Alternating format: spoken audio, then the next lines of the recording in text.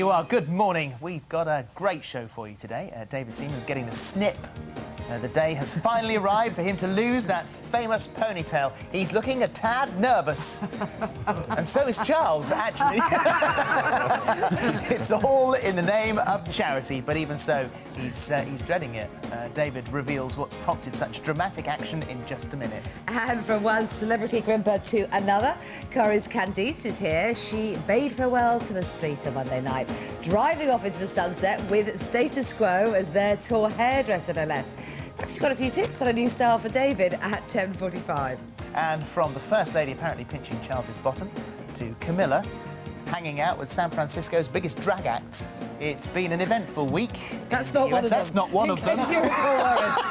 We don't want to get I'm into so trouble. sorry, Sarah. I don't know who you were. I only caught a glimpse of you, but I'm very sorry. That's later. We'll find out if the tour's done them any good, both here and across the pond. James Whittaker and Quentin Lett share their thoughts at 11:05. Plus, there's a doctor in the house. Could burgers cause asthma? And do hairdryers really damage your health? Dr. Chris has all the answers at 12:15. And of course, the reason I'm here is because Fern is in Egypt. How did she get on yesterday with her first day cycling the Nile? She looked in good spirits before she set off. And more importantly, has she been able to get back in the saddle today? We're going to catch up with her live later on. But now, footballing legend, former England and Arsenal goalkeeper David Seaman's here with us today, and to be honest, he's absolutely terrified. And so he should be. He's agreed to have the snip here, live on this morning. Don't worry, not that sort of snip. No surgeons involved here. Instead, it's that famous ponytail, of course, getting the chop. At the age of 23, as a young goalkeeper with Queen's Park Rangers, David sported a hairdo with lots of volume, not to mention the moustache he's kept ever since. In 1990, he was signed to Arsenal for over £1 million, and the suave, brushed-back hair spoke volumes. He looked sophisticated. David was named Footballer of the Year thanks to Euro 1996 and used expensive hair gel to celebrate. And in 1997, just before England played Italy in the World Cup, David's hair growth began to develop, with charming curtains. David didn't know if long hair would still be the right way to go. It wasn't until 2000 that David got his trademark ponytail after playing with Arsenal and finding his hair was getting in his eyes. And in 2003, signed to Manchester City, the ponytail remained. The ponytail grew. And it grew. 2 years later, it's still there. Well, that is, until today.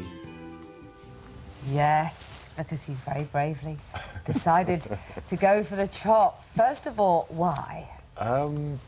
Well, I was approached by the charity, by a Bobby Moore fund, and a lot of persuasion with my wife Debbie and Stephanie. I've agreed to do it for charity. This is Stephanie Moore. Stephanie Moore from the Bobby Moore Bobby's fund. wife, yeah. So your wife, was she trying to get you to get rid of it because of the worthy cause, or because she doesn't really that keen on the hairstyle? She's not said she's not that keen. I don't think she's that brave yet, but but no, it's a worthy cause, a really worthy cause, yeah. But they're concentrating on bowel cancer Yeah. in the Bobby Moore Foundation this time around at the moment. Although I think they're thinking of extending that to other men's cancers, testicular and prostate cancer. Bowel for the moment. Why is that important to you? It's very important because about 8 years ago now, I lost my mother-in-law to bowel cancer, and it had a massive effect on our family. And I just feel that it's something that I really want to do. I'm in a great position to do that sort of thing. I've done a golf tournament before where I've donated all the proceeds to the Bobby Moore Fund, and we're going to be doing it again next summer as well. That's in Portugal at Porto Foresta. So it's a really worthy cause and something that's really, really close to me. So let's discuss this. It's an important matter. Part of your style and image, and that's what it is. This is an important part of you. Yeah, well, somebody in the lift was saying, but that's your trademark, and I was like, oh yeah, but this was in the lift coming up. You can also kick the ball around a bit as well. I don't think you should worry too much. You're okay. You've got other trademarks. You've got someone coming up in the lift with you who could very well have turned you round and sent you home. That's your trademark. Have them fired. Who was that? Yeah. And then they We don't like that. And they also said, yeah, and winter's coming. I was like, oh yeah. Who is this person? Name and shame. So the first time you decided to go, when was the first time you had a ponytail? It was probably about 2000. And you'd never had one as a younger man? No, my dad had long hair, and he was like a bit of a heavy rocker and that, but he never had he always used to say, yeah, but I never had a ponytail. But I had to because there was the game I was playing for Arsenal, it was against Coventry, and this ball came over, and it was when I'd got long hair. And as I've turned like that to go for the ball, my hair's gone straight across my face. And I've missed the ball. But the ball was so obviously mine. The striker behind me is John like that, and it's whizzed past him as well, you know. So I got away with it. But what was said afterwards? No, I didn't tell anybody. You didn't say It's the first time I've told anybody. Oh, is it? Oh, what a day this is for you. You don't say things like that in the dressing room, do you? And then I thought, well, I've got to do something. It's either have it cut or put it in a band, and I put it in a band, and much to the amusement of all my teammates. Well, I'm still waiting for their donation, by the way. Oh, right. Yes, of course. So you need to cough up. I think we've got some pictures of your various haircuts, haven't we, through the ages? Oh, well, yes. Really? Let's have a look at. There you go. Yeah, see, so that's where it before was. he got to the full length. Yeah, that's getting there. Okay. And it's a tad mullety, isn't it? It is, yeah. Just a little bit. I mean, you're a big bloke, and I'm a bit nervous saying that to you. But that's why I said it in a gentle fashion. Next one.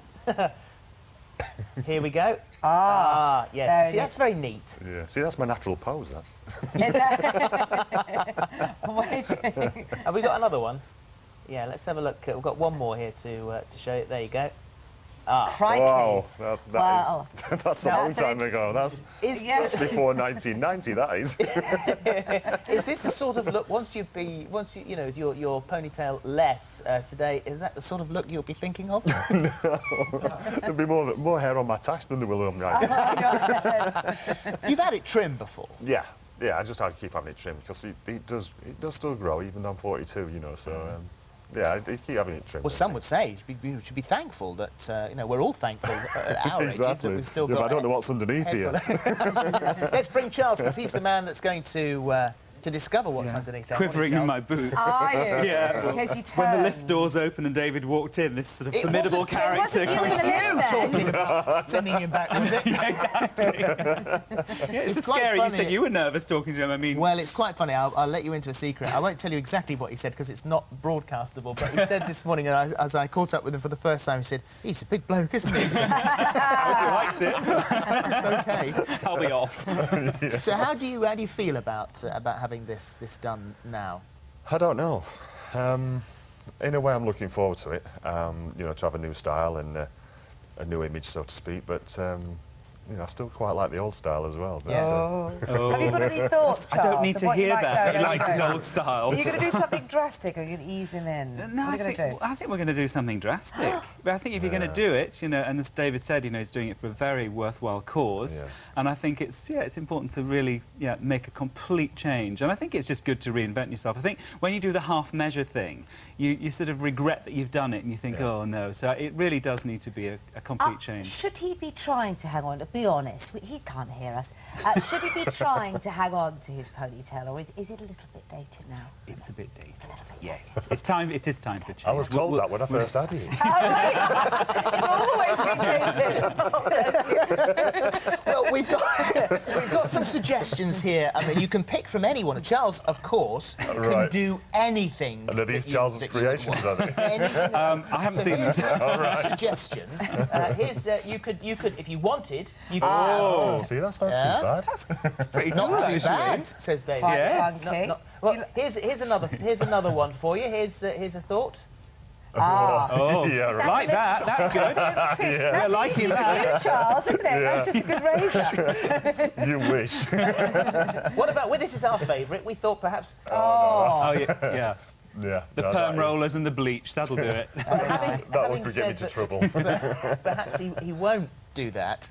What are you thinking you're going to do? Well, that'll give it away, won't it? Should I? I mean, it's going to be a much shorter haircut. I Yeah. won't go into too many details because it'll kind of spoil the end result. But I don't want to do. One of the shots of David was where it was sort of swept back, and that was great in its time. But that sort of quiffy look, which I don't think looks good. Right. So I think it's going to be definitely a bit looser, and all those shorter styles that you had were quite sort of gelled, and so I think we'll go away from that and have something a bit. What about bit your more like your textured. children? What do they they're going to think when Daddy comes home looking completely different? They'll be saying, where's Daddy? I know what they say. Georgina's going to say, Daddy, where is your ponytail? Because she wants to take it to school and show all her friends. And my little boy this morning, I'd got on my suit and he said, where are you going, Daddy? I said, I'm going to have my hair cut. He went, oh, like mine, because he's just had his all short. So Has he? I was, well, not quite as short as yours, probably.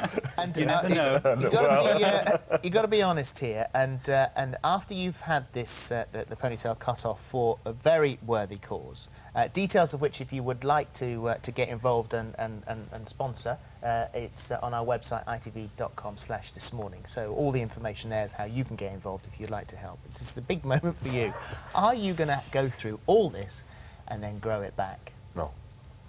No. I don't think so. I thought you were going to say, are you going to go through all this and punch Charles? I come up with a black eye.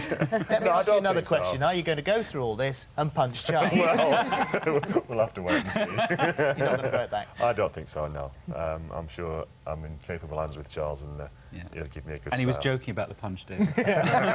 Oh, yes. Yeah. Well, we'll give them a few minutes to ensure that David's happy and calm and centred and ready. They're both going to come back a little bit later on for the big chop, which you will see live here. Best of luck. Strong cup of coffee while you're waiting. Competition time now, and here's one that's a cut above the rest. How do you fancy, I know, it's brilliant, isn't it? Brilliant. How do you fancy driving around town in a new Beetle? Of course you do. It's worth more than £12,000. Here's today's chance to win.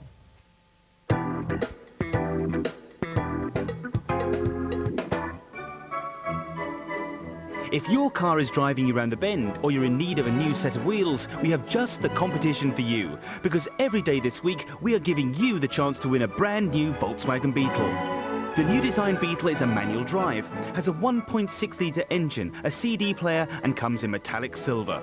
So, to be in with a chance of winning this stylish hatchback worth over £12,000, just answer the following question. What was the name of the car that starred alongside Lindsay Lohan in this year's hit movie? Was it A, Howie, B, Harry, or C, Herbie? If you know the answer, just call 09012 933333. That's 09012 933333.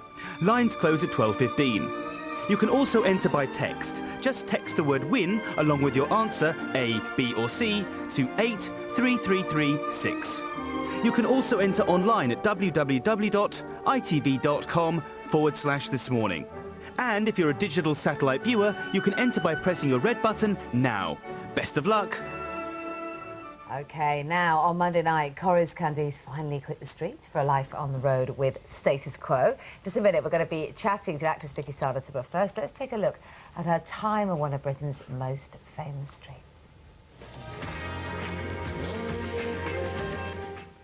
Candice Stowe made her debut on Coronation Street back in 1999 as the best friend of pregnant schoolgirl Sarah Platt.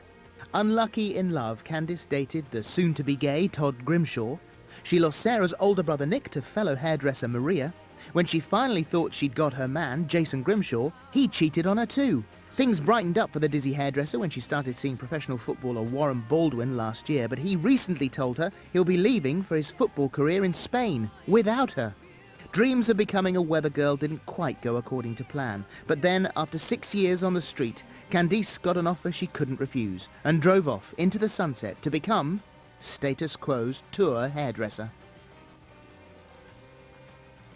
Oh, very good. I love the fact you're watching that through your fingers. Oh, What no, was making you them cringe? visits. Me young, that is really embarrassing. I mean, can't you believe my young, mum didn't turn around and you're- go, you look a mess. Your bones are barely formed now. How old were you when you joined Corrie? I was 15, I'd just started my last year of high school, so I was still a baby. That's the worst thing about growing up in public, isn't it? Oh, looking at that, thinking, oh, they're going to haunt me forever. Well, that's the same. Everybody does. Look, there's one there. Look at that. Do you know, that is so embarrassing because when I first got the part for Coronation, don't laugh, when I first got the part for Coronation Street, they went, grow your eyebrows. Now, I'm 15, I'm in my last year of high school, image is important.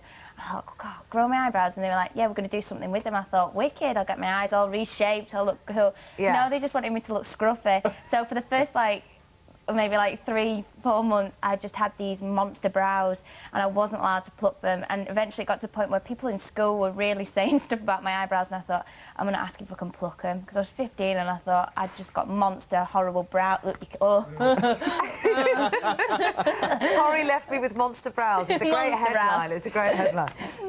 So you mentioned your mum then and said that that you would have hoped that she would have said something, because when we look back on any photograph Yeah. that anyone's got, we all think, oh, what did we look like? But at the time Yeah. it was all right, it was okay. Yeah. I keep saying that to myself. I went on Paul O'Grady the other day and they showed some very old clips and I thought, actually I should have been arrested. No one should be allowed to look like that. But at the time I convinced myself that I looked okay. But your mum's been a massive support, hasn't she? I mean, you Oh yeah, she's did rely on really, her. Definitely rely on her totally, because she's not only my mum, she's like my best friend. And I know it sounds corny, but she really is. She's got like mum mode and friend mode, which is really good, because if you go and say, Mum, don't judge me as a mum, we listen to this as more of a friend and give me some advice, she will do. And all the way through everything I've ever done, she's always been there 100% behind me, and she is. People look up to celebrities and people look up to different. I really look up to my mum. She's wicked. We go out together, we do everything together, we go shopping. She's brilliant, my mum. And she brought you up as a single mum, didn't she? Yeah, she did. Me and my brother James, she brought us up single parent from before my brother was born, actually. Yeah, she's brought us up. Was she quite young when she had you? No, actually, my mum was 31 when she had me, and Very, very young, Nikki. 34 Very when she had young. my brother. So she was on the older scale. Carry on, sorry, I'm just laughing at myself. You carry on. No, I think it's quite good, because she lived her life before she had us, and now she's living her life again. So yeah. it's a great, and just because she's very young at heart, she believes like she's like Peter Pan or something. She's always going to stay young at heart, regardless of how old Well, she gets. sounds fantastic. Oh, she's brilliant. So my what mum. did she think then when you said, I'm leaving? I'm leaving. It was the scariest thing I've ever done in my entire life. It was awful, but I did sit down with my mum and everything, and she said she'll be 100% behind me, because regardless of, she thought I'd never leave Corrie. I didn't think, unless obviously they got rid of me, I didn't think I'd leave, because it's just such a fantastic place to work. But it was a decision that I had to make. Unfortunately, my mum was there, and she really supported me, and she believes in me 100%. But like every parent does, regardless of how you look, your parent always thinks you're great, don't they? Because it's your mum. But she was good. She sat down and she talked, and she said, in future, if you look back and you've never taken risks and you've never done things in your life, your whole life will be what ifs and if buts. You'll never know. So what do you think you want then, that you've got a Corrie? What are you looking to do now? Is it just simply change? Yeah, it is. I mean, Corrie gave me everything. Everything. It was the best 6 years of my life, you know, and I've been there for over a quarter of my life. So it was the most amazing time. But it's just simply I'd like to try something new and spread my wings and try different characters and try different parts, because I started when I was so young. I started 15 with Candice, and that was just simply I just want to try something just a bit different. And whether I can achieve that is another thing, because so many people leave thinking they're going to immediately walk into other things, and it's not that easy in this business. It really isn't. Well, you've also got to make it known, which is what sort of appearances like this do. Actually, I'm available now. I can do other stuff. Because some people don't know, they still start talking, and I'm going, I've actually left now. And they go, tell us what's happening. I really don't know, and honestly, I really don't know. You probably didn't know when you were in it half the time, 'cause did you? Whenever we got scripts, I just used to read my own bit, because I used to like watching as a viewer. And I think if you know what's going on, it kind of ruins it. So I used to read just my bits, and I used to enjoy watching it as a viewer as well, which is going to... My mum watches it and never saw me as Candice, saw Candice as a character. When she left on Monday, I got a text, you know, off my mum, and she was crying, and she said, oh, it's the end of an era and everything, and she was really upset about it. And I watched it, and I was getting really upset, and it was me on screen. Yes. But I totally disassociated myself with being Candice, and I really felt for her. It made me laugh. It was just the way it did, going on tour with Status Quo. I had a friend who had a cleaning lady, and she used to break stuff, and used to write a note saying, another one of your glasses broke in the sink today. And one day he came back in from work, and there was a note there that said, I won't be in next week. I've gone on tour with Smokey Robinson and the Miracles. And she never came back. So it does happen in real life. Never came back. So it's all true? Yeah, it can happen. You just never know. I thought the exit was great, though. Really good. Because even though Candice has finally got her dream, it still didn't go according to plan. You know, because Candice wants to be a star, and the whole limo thing was cool, but it was broken down, and I thought that was a really good thing. And it really associated with Candice, because Candice wanted to be a star, but it will always both Well, got on for her. I hope that she gets a dream, and I hope you get yours as well. Oh, thank you. And thank So you do for I. coming in today. No, thank you for having Good me. to see what you do next. Yeah. I know, fingers crossed. Yeah, so you can have a go at David's hair, actually, if you want. I to put that next. It's time for the news now. When we come back, David Seaman gets to lose that famous ponytail. The Royals return from the US, but how does the trip go for them? After news.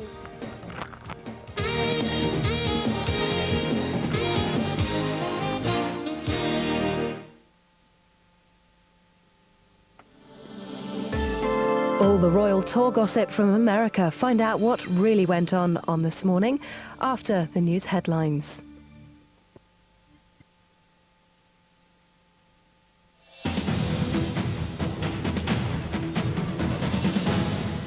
Good morning. Tony Blair's authority as Prime Minister is on a knife edge as MPs prepare to vote today on plans to hold terrorist suspects for 90 days without charge. Failure to win will be Mr Blair's first Commons defeat. Gordon Brown and Jack Straw have both scrapped foreign trips to come back for the vote.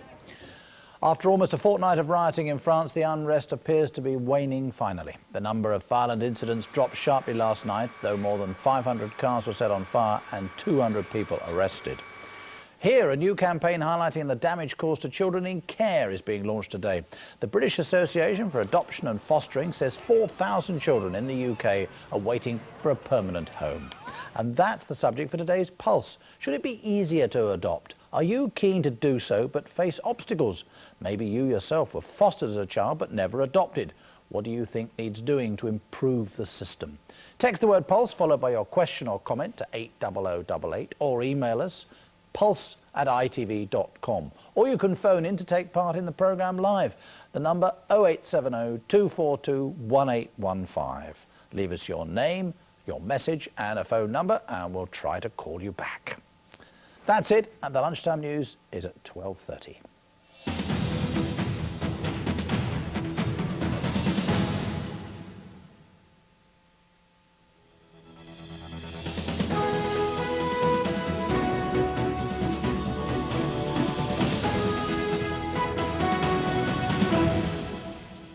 Good morning and welcome to the news from ITV Granada. The family of a young girl who was knocked down and killed near her home in Manchester have made a heartfelt appeal to drivers. More than one child is killed or seriously injured every day on the region's roads, and David and Elaine Jones are determined to make sure that no one else suffers. Lucy Cotter reports. A young girl cruelly lost before reaching her prime.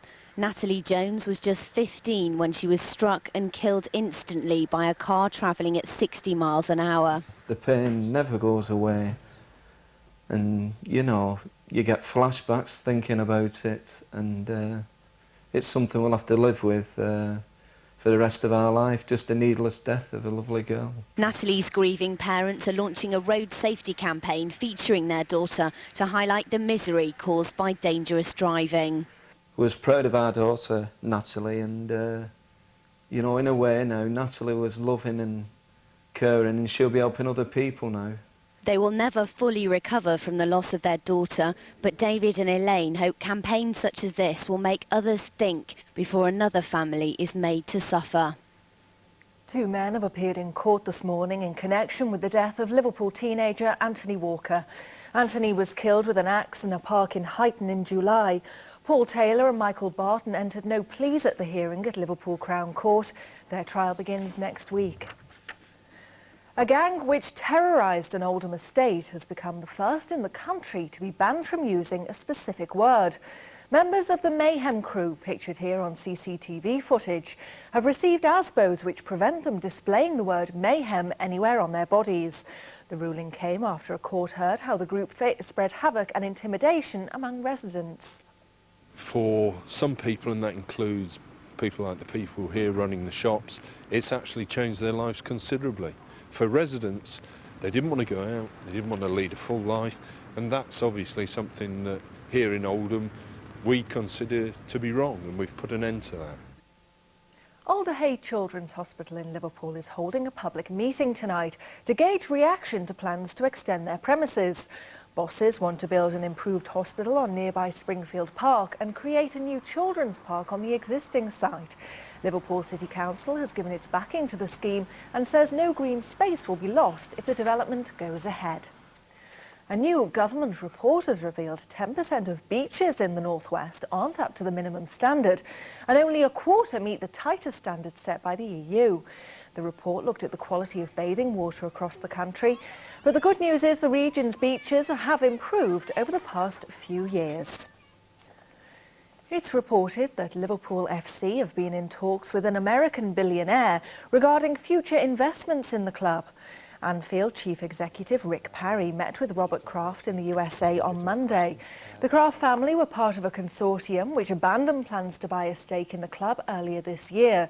It's thought a deal regarding naming rights for Liverpool's new stadium is under discussion. And finally, an adventurous cat has returned home after jumping in a taxi to go to Manchester Airport.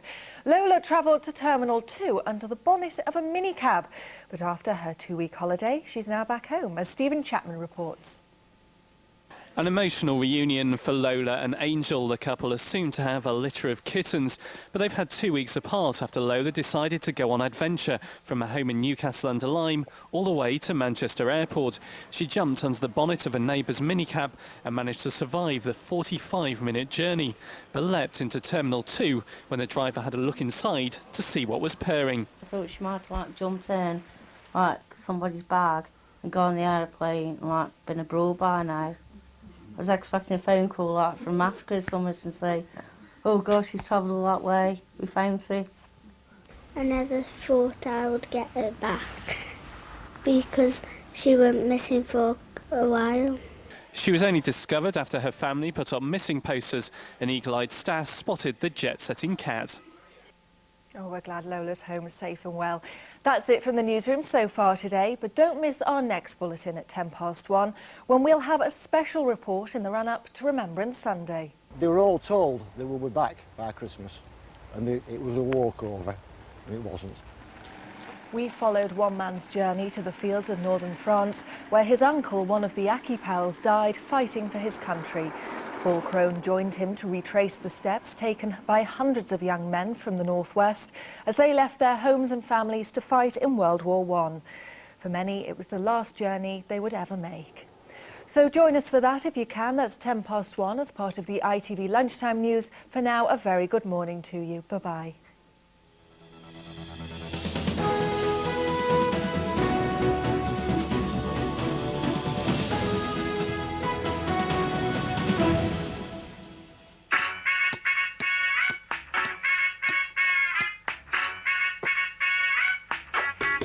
Granada weather with BMIBaby.com. Hello and good morning. 1 or 2 showers first thing, but we are expecting it to dry up for most of us for the bulk of daylight hours. A nice day today. Unfortunately, we've got some rain overnight tonight. That's going to set precedents for some more unsettled weather as we move further into this week. Some very strong winds expected again on Friday. But for today, good news, we're in between fronts before this band of cloud works its way in for tonight. Feeling pretty chilly though. At best, those temperatures 10 or 11 Celsius, but the winds much lighter than they were around the region yesterday. Things cloud up though from the west during the course of late afternoon, early evening, bringing with it outbreaks of rain. Fairly windy for a time this evening, but further into tonight those winds ease a little bit. Feeling pretty chilly initially down in southern parts of Cheshire, 4 or 5 Celsius, but those temperatures increasing as the rain moves in. For tomorrow, pretty showery, a little bit of sunshine in the north if you're lucky. Take care, see you soon. Granada weather with BMIBaby.com, the airline with tiny fares. Oh, Philip, do stop harassing the dogs. One cannot hear the box. There's that very dapper James Whittaker on this morning. You know, the one who's always talking about us. Quite informative too, at least someone knows what's going on. This morning, everybody's watching.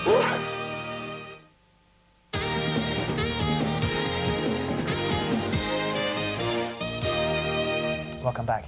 We're live for the next 90 minutes. You'll be very glad, actually, you've joined us, because at any moment you could be witnessing a dramatic event. Goodness me, yes. David Seaman is about to lose his famous ponytail. Are you feeling ready, David? How are those nerves? No, I'm not ready. Yes, I am. And no, I'm not. I don't know. He's being a good sport. He's doing it all for charity. We'll see you a little bit later on. OK. OK, David. And also on the show, what do the judges make of the talent in the Belfast heat of Britain's craftiest? You see, I know it's your wedding. Yes. And I hate really to hurt you, but I think it looks absolutely awful. But to me, it looks as if it's been kind of nested in and maybe munched at by little furry animals. He's Was a honest. little See? harsh. He's honest. More of that and your chance to vote your favourite through to the final at 11:15. And what's cooking today? Leslie and Gina, what have you got for us? Well, I'm going to show you two beautiful recipes to do with lamb and this week best buys. And I'm going to be cooking some delicious recipes using root vegetables to go with Gino's lamb. Oh, sounds fantastic. And from asthma jabs to so-called safe cigarettes, cancer-preventing cabbage and harmful hair dryers. It's all in the mix. Dr. Chris is here with the very latest health headlines at 12:15. Plus, she took on 52 kilometres yesterday. Today, she's got to do more than double that. Find out how Fern's getting on in her attempt to cycle the Nile a little later. But first, with Charles and Camilla returning to the UK, did they manage to melt some of the frost from their initial welcome in America? Royal correspondents James Whittaker and Quentin Letts have followed the trip with interest. They join us now. Welcome, gentlemen. So, what's the word from Clarence House? Have you heard anything? Yeah, the word from Clarence House is that they've done wonderfully well, and of course Prince Charles himself described Camilla as absolutely brilliant, but you'd sort of expect that, wouldn't you? Yes. There have been no gaffes, we have to say. Prince Philip wasn't on the trip, so that helped. But I think that it's gone reasonably well, and I think you can overstate the idea that America was really tense and angry about them in the first place. I was over there last week, and I don't know, I thought a lot of the Diana worship had gone, really, in the States, and that the Americans were ready, really, to accept this couple on their own terms now. So maybe things weren't going to have been quite as difficult as some of us over here thought they might be. Although there is still a hard core of Diana fans. Oh, absolutely. In the US, I mean, I slightly disagree with Quentin on this. I think that if the Diana fans had been allowed to get near them, we would have heard something. And I also agree with Philip on this. I think there's complete indifference. I mean, I know it was said that 81% don't know them. I'm absolutely amazed it was that high. I'd have thought about 5% of America actually know who Camilla is. Well, bearing in mind that a large percentage of America can't find Florida on a map. I mean, it's unlikely that they're going to know necessarily. But what they did, they what's going on anaesthetised those two, and I suppose it was sensible, but no real people got near them almost at any stage. The one time that they did, and in fact I think it lifted the tour, was when they went down to New Orleans to see the aftermath of Katrina and how the people are getting on there. They actually met some real people there, and I think that was one of the highlights of the tour, because they actually got together with them. That's an important one to get right, something like that, isn't and there was this air of penitence almost. They started off the trip by going to Ground Zero, where the World Trade Center had been, and then they had an event to commemorate the people from Britain who died in that terrible thing. And then they went down to New Orleans later on in the trip. There was this air almost of them getting down on their knees and saying, we're sorry. And I think that was pretty cute thinking. May also have been genuine, of course. Diana, one felt, was always rather a star on Charles's arm, wasn't she? And rather Hollywood. And Camilla seems to have taken a much more, I want to say subservient, it's the wrong word. No, it's the right word. I think it's the right word, subservient. No, Diana completely emasculated Charles. I mean, I did all the early tours of Australia, New Zealand, Canada and all this, and honestly, Charles might as well have not been there. And I don't think that was very clever of Diana. I'm not saying it was completely her fault, but she was a total star. I remember them both getting out of a car. It's the same they do every trip. Charles went one side, Diana got out the other, and then they worked the crowd each side. And the crowd next door to Charles, they groaned when he went towards them. As if they'd drawn the short straw. She was also a lot more hard-bitten, though, Diana. She was a much more savvy media operator, and she would zoom in if she saw someone in a wheelchair. Boy, it was like an Exocet missile, because she knew that that was going to make the good press photograph. You could say that it was her innate ability to relate to people who are suffering, or it may just have been a bit more shrewd than that. And Camilla she's a more old-fashioned figure. And, you know, looking at her, I was reminded more of the Queen than I was of Diana. And I think we need to start seeing Camilla not quite as a trainee queen, because that gets everybody terribly upset, but that's really the role that she's going to be occupying in future, that generational position, rather than the new showbizy glamour-puss Diana. She also showed a great sort of humanity, or you know, to be getting in and close to the people. She's tucking into a bit of pizza. And, oh yeah, she enjoyed that food fair, didn't she? She has been on a diet recently. It was towards the end of the trip, and maybe the munchies kicked in. You know, we've all been there, dear. But some of the people around said they were absolutely thrilled because instead of, you know, sort of munching on a tiny lettuce leaf, yes, I mean, she was prepared. You know, here's a real woman who, you know, has got a real appetite. She also enjoys the grog too. We didn't see much of that, but she even had a go at this organic wine and seemed to enjoy that. But she likes a tipple. Yeah. But she is there to support him. Subservient, it's strong, but I think you're right, supportive. Kate.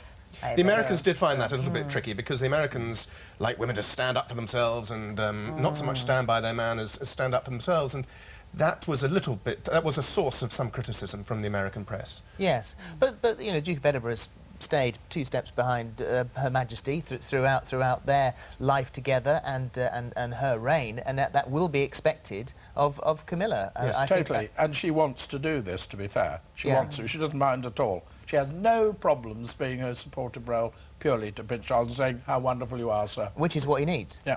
No, it does. He needs boosting all the time. There was some nasty stuff, of course. There was a lot of discussion about horses, which we could have done without. I think some people were comparing poor Camilla to Seabiscuit, the horse movie star, and some of the New York papers particularly went for her dress sense. I must say, as a bloke, looking at what she was wearing, I thought she looked fine. Looked fantastic. But yeah. apparently, they weren't up to. Well, we had this discussion. discussion. We had this discussion the other day yeah. with James, and I said, and you know, I don't want to offend anybody, but I said that I would much prefer we sent over someone who was a true, proper British woman than someone who was manufactured and had a bit of work done. And there are certainly women in power in the States, as you say, you like to be seen as being sort of strident and up front, who are power dressed to the nines. You only have to look at the First Lady, and she, I'd know who I'd much rather see on a dark night. Yeah, you got the impression with Camilla, this was definitely a lady from the Shires of England who had been shot out of the cannon and landed in this rather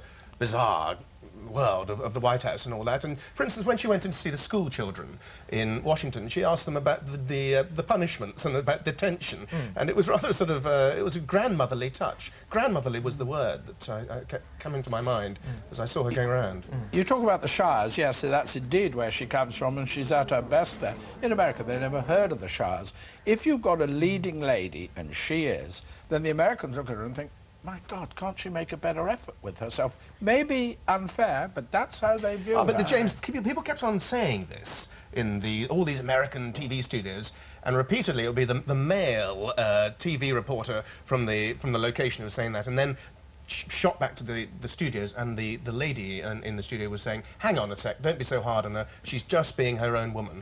And I thought she got quite a lot of good publicity on that. Just finally, gentlemen, the trip, we know, no gaps, which you said was important. It has certainly been a PR success of a fashion, but you wonder how much it's been successful over here as well as it's been successful over there. We've seen Camilla in a different light. We've seen how she reacts, how she interacts. We've seen how they are together. It's not done them any harm in this country either, has it? Which is actually rather more important.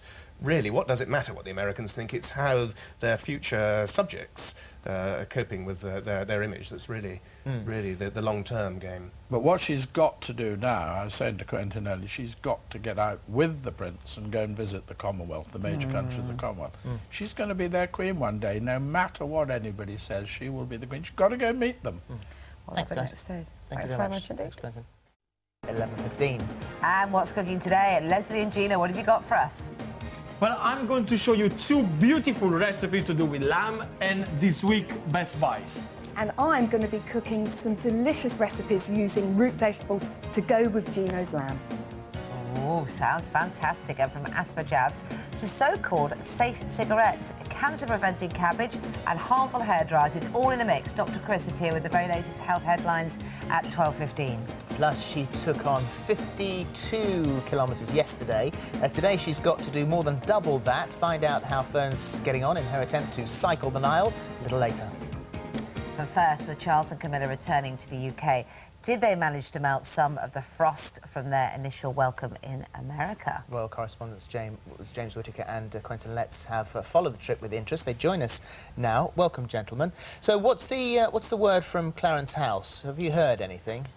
Yeah, the word from Clarence House is that they've done wonderfully well. And of course, Prince Charles himself described Camilla as absolutely brilliant. But you'd sort of expect that, wouldn't you? Yes.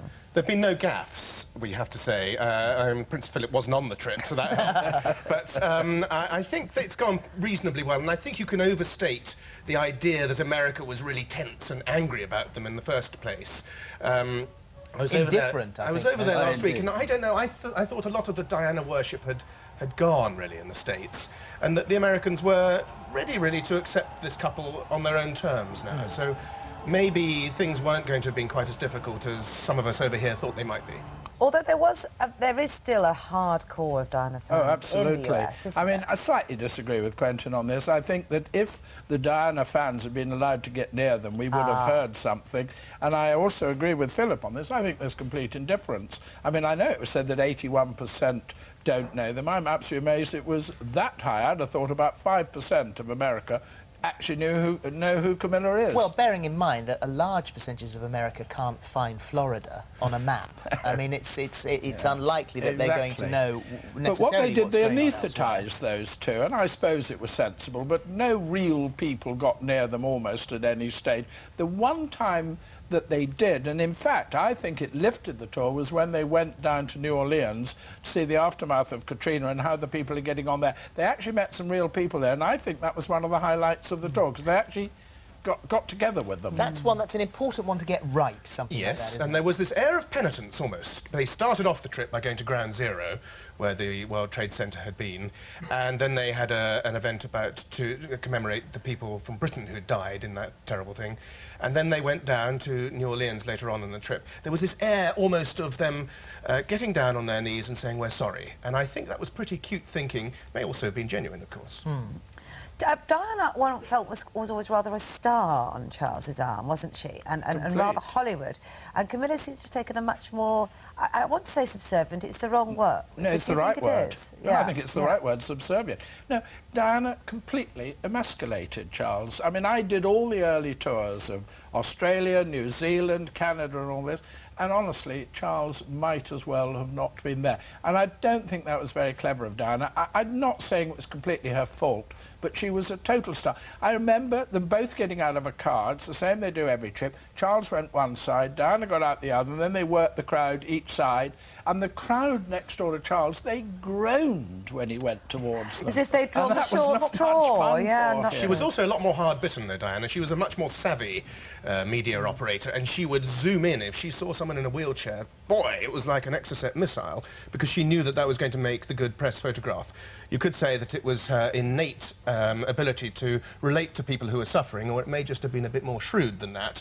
And Camilla she's a more old-fashioned figure. And, you know, looking at her, I was reminded more of the Queen than I was of Diana. And I think we need to start seeing Camilla not quite as a trainee queen, because that gets everybody terribly upset, but that's really the role that she's going to be occupying in future, that generational position, rather than the new showbizy glamourpuss Diana. She also showed a great sort of humanity, or you know, to be getting in and close to the people. She's tucking into a bit of pizza. And, oh yeah, she enjoyed that food fair, didn't she? She has been on a diet recently. It was towards the end of the trip, and maybe the munchies kicked in. You know, we've all been there, dear. But some of the people around said they were absolutely thrilled, because instead of, you know, sort of munching on a tiny lettuce leaf, yes, I mean, she was prepared. You know, here's a real woman who, you know, has got a real appetite. She also enjoys the grog too. We didn't see much of that, but she even had a go at this organic wine and seemed to enjoy that. But she likes a tipple. Yeah. But she is there to support him. Subservient, it's strong, but I think you're right. Supportive. The Americans did find that a little bit tricky, because the Americans like women to stand up for themselves and not so much stand by their man as stand up for themselves. And that was a source of some criticism from the American press. Yes, but you know, Duke of Edinburgh's stayed 2 steps behind Her Majesty throughout their life together and her reign, and that will be expected of Camilla. Yes, I totally. think And she wants to do this, to be fair. She wants to. She doesn't mind at all. She has no problems being a supportive role purely to Prince Charles and saying, how wonderful you are, sir. Which is what he needs. Yeah. It does. He needs boosting all the time. There was some nasty stuff, of course. There was a lot of discussion about horses.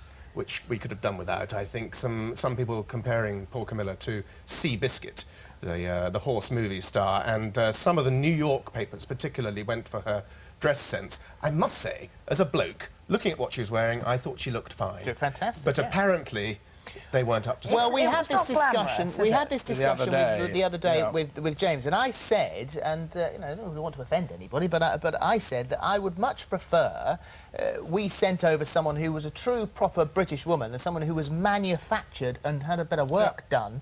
And there are certainly women in power in the States, as you say. You like to be seen as being sort of strident and up front, who are power dressed to the nines. You only have to look at the First Lady, and she I know who I'd much rather see on a dark night. Yeah, you got the impression with Camilla, this was definitely a lady from the Shires of England who had been shot out of the cannon and landed in this rather bizarre world of the White House and all that. And for instance, when she went in to see the school children in Washington, she asked them about the punishments and about detention. And it was rather sort of it was a grandmotherly touch. Grandmotherly was the word that I kept coming to my mind as I saw her going around. You talk about the Shires, yes, that's indeed where she comes from, and she's at her best there. In America, they never heard of the Shires. If you've got a leading lady, and she is, then the Americans look at her and think, my God, can't she make a better effort with herself? Maybe unfair, but that's how they view her. But James, people kept on saying this in all these American TV studios, and repeatedly it would be the male TV reporter from the location who was saying that, and then shot back to the studios, and the lady in the studio was saying, hang on a sec, don't be so hard on her, she's just being her own woman. And I thought she got quite a lot of good publicity on that. Just finally, gentlemen, the trip, we know, no gaps, which you said was important. It has certainly been a PR success of a fashion, but you wonder how much it's been successful over here as well as it's been successful over there. We've seen Camilla in a different light. We've seen how she reacts, how she interacts. We've seen how they are together. It's not done them any harm in this country either, has it? Which is actually rather more important. Really, what does it matter what the Americans think? It's how their future subjects are coping with their image that's really the long-term game. But what she's got to do now, I was saying to Quentin earlier, she's got to get out with the Prince and go and visit the Commonwealth, the major countries of the Commonwealth. She's going to be their queen one day. No matter what anybody says, she will be the queen. She's got to go meet them. Well, Thanks, guys. Thanks very much indeed. Quentin. Still to come today, well, from Willy cups and saucers to clay flowers. It's your chance to vote for your favourite creation from the Belfast Heat of Britain's Crafties, and there's a great prize up for grabs as well, so your votes do count. And she's away from home, but how's Fern doing cycling the Nile? We'll find out after this.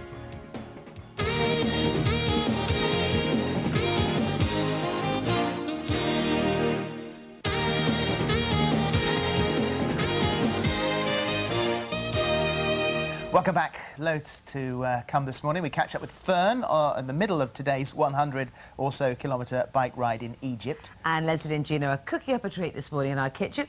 What are you cooking up for us, chaps? Well, I'm going to show you this week best buys, and also I'm going to show you some beautiful recipe to do with lamb. And I'm going to show you a couple of ideas for delicious roasted vegetables.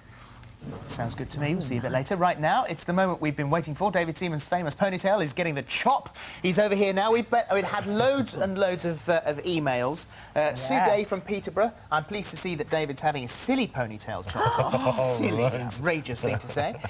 We've got from a very concerned fan. Please, please, please, don't let David cut his hair. He's sexy with his ponytail. He reminds me of, wait for this, he reminds me of Magnum P.I. Delilah, you'll cut your hair and it'll all go wrong. Can you please tell David not to worry? My brother says you're only 6 weeks away from a good haircut. I'm sure you're going to look 10 years younger and a whole lot sexy without the ponytail. From Tricia. Nice. Please tell David Seaman not to cut his hair. This is from Marie. Tell him to cut off anything, but not his hair. That's a lot more for charity. That's the snip, isn't it? I know. Hey, you are doing all this for charity, aren't you? And you said you wanted your mates to come up with a bit more cash. Yes. We understand that Gaza has just texted in, and he says he's raised his donation by £500 after seeing on the show, so there's a bit of guilt there. Oh, OK. What text did you get on your phone, then? What, from texted Gaz? you? No, Gaz has been at it, and a few Okay. other people have. So, anyone else that we might know who's texted saying that they're going to support you now? And if not, then perhaps they ought to be encouraged. Well, the Arsenal team, I have been onto them, so Good. I'm still waiting for their little, big donation, I should say. This is your last chance now, publicly and in front of the nation, to back out. All right, I'll see you later.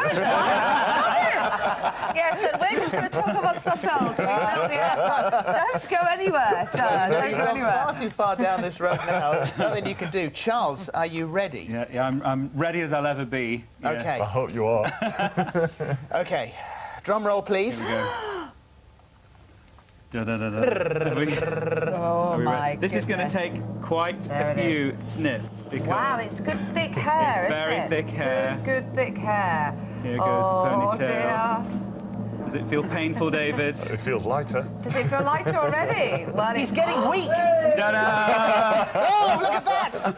Oh, my. Better already, better already. He's all weak now. Won't be able to get up on the chair. Oh, thank Will you be able to kick the ball? I don't need to now. Now, do you want to take this home There to you somebody? go. That's, I do. that's think you yours. should. That's for Georgina. Ah. I'll protect it. Anybody got any super glue?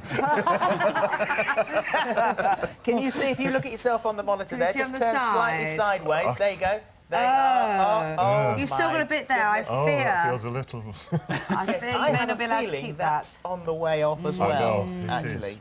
It So, most gentlemen, definitely is. Yeah. the journey has now begun. Now, there's definitely no going back. You can give that to the person.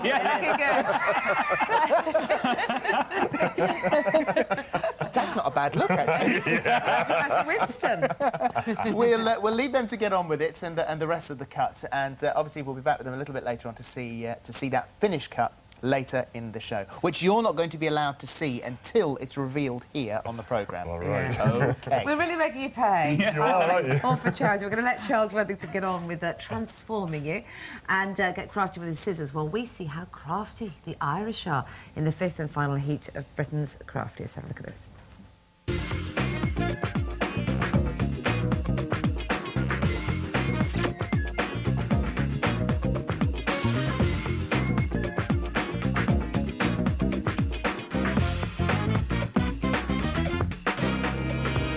Crafters, are you ready? Yes! Are you steady? Yes! Then get crafty!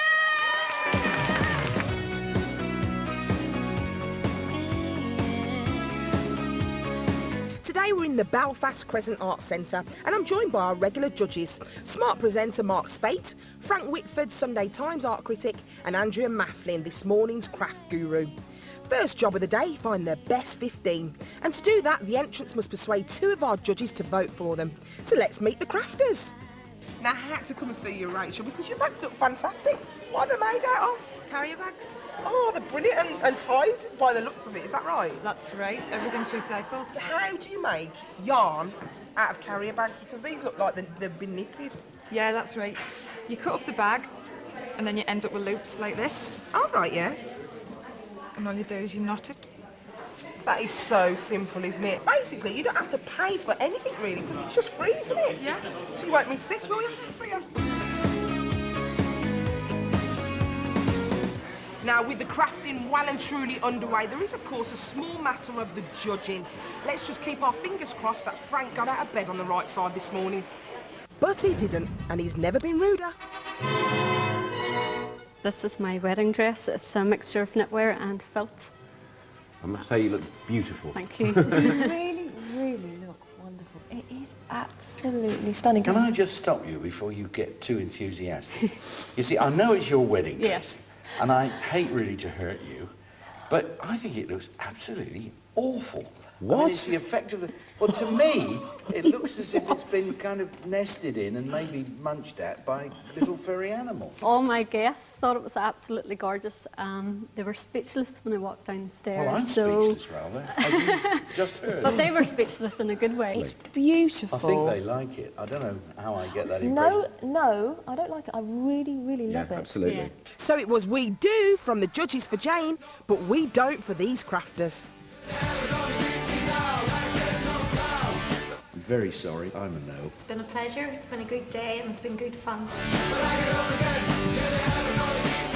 I curse the name, except I've forgotten what it is, of the man who invented cards. I think you're just so massively down on cards, aren't you? Well, yeah, with very good reason. Because you can't make them. Frank, I'm just so tired of this whole card conversation. So let's vote and stop with each other. Despite Andrea's passionate yes, Rhonda didn't go through. Sorry, Babs. Next up is Julia, a loom weaver who is autistic and lives in the Morn Grange community. Let's find out more from co-worker Clifford. Julia lives with another 130 people in our community, 60 with special needs, and we live and work together. And each adult that lives and works with us has a job to do, and mainly craft work and farm work. Julia has been hand loom weaving for 25 years, would you believe? It's absolutely brilliant, the work that you do. Yeah, normally Julia works on a loom twice this size with 6 pedals, and she does beautiful, intricate design on that loom, as you can see there. It's beautiful. You do the most exquisite work. It really is so good that we're, all of us, I think, Absolutely. fully in admiration of it. Yes, we are unanimous in this. Fantastic. Yes. Julia, it's fantastic that we can be here, and your work is judged on an equal par to everybody else's, and that's, that's the main thing. And joining Julia in the final 15 will be... Yes, unanimous. Very Ooh, happy days. It's a beautiful day. To me, it's like little miniature pieces of fine art. Really well done. It's a beautiful day. Thank you. Well done. That is Venetian. They were inspired by Venetian carnival masks. Yes, it would be, yeah. But it's leather as well, isn't it? It is leather. You know what's amazing about this? It's actually very comfortable. Go on, Frank. Look at this. Despite the mask spoiling Frank's specs appeal, the judges put James' Venetian mask through. And now it's time for me to wear a mask. Goggles on, away we go. It's hard work, all this crafting. Anyone for a cuppa? It's just a quirky piece, a different piece from dried willow, various types. I like it very much. It's a hit. It is. You really need to revel in those words because they don't come very easily. It's a traditional craft with a contemporary twist, so you get the thumbs up from me. Thank you very much. Thank you. Nice one. Next up in front of the judges is Saifon from Thailand, whose craft is a little more advanced than her English, hence hobby is on hand. What is this made of? Thai clay. Oh, Thai clay. It's made of coloured clay, and it's obviously lotuses. Yes. And it's in water, except the water isn't water, it's a kind of gel. Correct. In a word, I think it's remarkable. I vote yes for it. Thank you very much. I think you've got a fantastic eye for natural beauty and a yes for me. And it's a yes from me. Now, Yvonne, you're here with your daughter, Gemma, and you do Tiffany glass. It looks beautiful. Thank you. Is that the same as stained glass? No. This is Tiffany glass because I buy the glass and the sheets, the colour's already in the glass. Yeah. Stained glass is when you paint the colour on and firing it at the kiln. So you're more about sculpting, aren't you, really? Yeah. And our judges thought Yvonne's glass had class. It's really beautifully done, so it's a yes for me. Thank you. And so did these entries. Thank you very much. This is beautiful, isn't it? Next, remember Rachel? Would she bag a place in the final 15? To me, that still looks like plastic. Oh, come on, Frank. Yeah, but it's an original idea. It's nicely put together, and everything in there is all recycled. The fact that it's recycled is actually neither here or there. I think it's well put together overall, actually. I've had my say, and I don't really like it. Ignore him. I think this is really a very innovative idea, so it's a yes from me. Well, it's a big yes from me. And from the contemporary to the very traditional, from Billy, who is a Morn Grange resident and is autistic, and he submitted a carved lyre. Has Billy made other lyres? Billy, have you made other lyres? Yeah. Can you just make the sound? Oh, that's backwards. That sounds very good. You've made it very easy for us. It's a definite yes from me. I'm going to vote yes for this. And for me, Billy Liar, it's a big yes from me as well. Finally, with only one place left, there were 2 woodturners named Tom who had to fight for it. But would the judges choose Tom's torch rim bowl or the other Tom's fruit platter? Let's find out. It is magnificent. Thank you. What do you think? In my house, that would very quickly start brimming over with paper clips. I mean, I don't know what... That infuriates me when I see... You're not going to be having that. Why have something like that and not use it? Purely non-functional. Absolutely, yeah. Oh, I think you're outstanding, and it's a yes from me. Well, it's a definite yes from me as well. Yeah, I vote yes as well. Thank you. In spite of the paper clips. Well, a massive congratulations to the final 15. Now the judges have the final task of choosing just 3 to go through to the semi-finals. It's a dirty job, but someone's got to do it. Would Rachel's recycled plastic bags carry her through? Or had Tom bowled the judges over with his wood turning? Or might it be one of these? Could Louise's craft prove to be the judges' cup of tea? And has Julia used her loom with a view to the final 3? Are the judges married to the idea of putting Jane's stunning wedding dress through? Or would Siphon's lotus flowers see her blossom into a semi-finalist? Let's find out. I'm pleased to announce the first winner is... Louise McLean. Second winner is Tom McCush.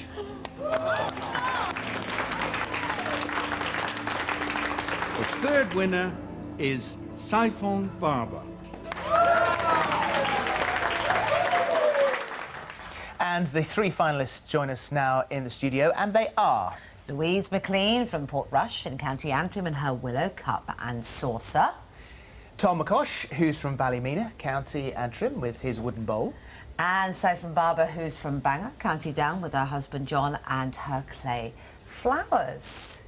Good to see all of you. Very, very extraordinary work. Now, we saw a little bit of you in that film there, but if we can start with you first of all. Tell me about your cup and saucer and your other work as well. Yeah, the cup and saucer, this was produced, it was a piece that took a week to produce. I'm a student at college, so between college and at home, a good week. And it was a promotional piece to promote Northern Ireland Hospice, their coffee morning this year. So the coffee morning. And it's a traditional craft, It's isn't a traditional craft, but taken you've used to it a contemporary level. So it was fun, it was... Brilliant. Well done to you. Next to you with Tom. Tom, how is it burnt? How do you get the torching effect? Well, that'd be the first stage of the process.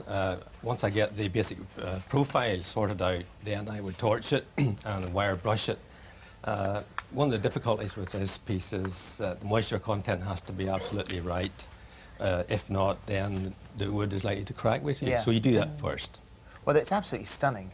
They look amazing. And Siphon, let's have a look at your flowers here now. Now, what are these made of? Because they don't look like clay. Yeah, made from clay, Thai clay and Japanese clay. Yeah. And is that slightly different from the ordinary clay? Well, it's much finer, very, very fine. And the idea to use that is to try to, in opposed to clay going hard, is try to retain a suppleness and a nice touch and feel so you could actually move them. It's very clever, isn't it? Very I was terrified to touch because I thought it was going to break, but they are all 3 very different. Thank you all very much for coming in. Congratulations for getting this far. Absolutely. So which craft item was your favourite? Because it's you that counts. It's time for you to vote. So here are all the all-important numbers. Dial 09011 900 761 and then to register your vote for Louise's Willow Cup and Saucer, press 1. To vote for Tom's Wooden Bowl, press 2. Or to vote for Siphon's Clay Flowers, press 3. It's 10p a call. Yes, so get dialing now, and it's time for you to win something. Here's another chance for you to win a brand new Beetle with an impressive £12,000 if you want to drive around town in the same motor as your very own Kate. Here's your chance.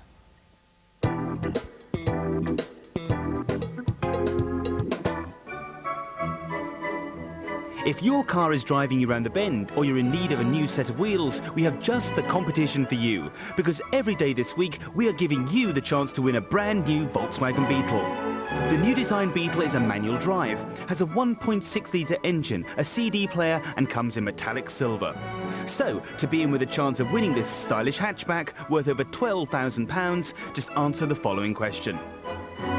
What was the name of the car that starred alongside Lindsay Lohan in this year's hit movie? Was it A, Howie, B, Harry, or C, Herbie? If you know the answer, just call 09012 933333. Lines close at 12:15. You can also enter by text or online at www.itv.com/thismorning. And if you're a digital satellite viewer, you can enter by pressing a red button now. Best of luck.